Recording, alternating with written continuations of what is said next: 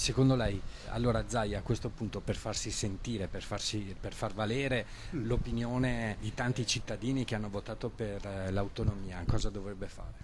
E insistere, insistere, insistere. Fatica con i 5 Stelle, molta fatica che portiamo a casa l'autonomia, guardi.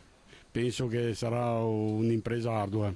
Zaia penso che possa fare poco, dovrebbe più che sia Salvini lì parlare chiaro con i 5 Stelle o se no interrompere tutto e basta, è inutile continuare in queste condizioni, non si raggiunge nessun scopo. No, non c'è altro da fare. La cosa migliore secondo me è quella di assecondare quello che sono adesso le esigenze del governo, perché se mettiamo insieme altra carne sul fuoco credo che poi la cosa possa essere non più governata bene. Battere i pugni sul tavolo. Non lo so, dovrebbe farsi ascoltare di più dal governo.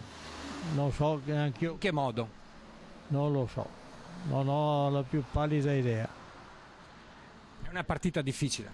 Esatto, la partita è molto difficile, se nessuno tiene conto anche del referendum che è stato fatto, evidentemente non ci siamo. Non ci siamo perché? Non ci siamo perché il popolo non è ascoltato. Allora se il governo non ascolta neanche quello che il popolo dice, non ci siamo proprio. Il governo deve rispettare la volontà dei cittadini. Deve anche lui attendere a livello nazionale cosa verrà deciso, nel senso che da una parte è giusto che il Veneto abbia autonomia, da un'altra bisogna anche che non ne perda qualche vantaggio il resto delle regioni italiane.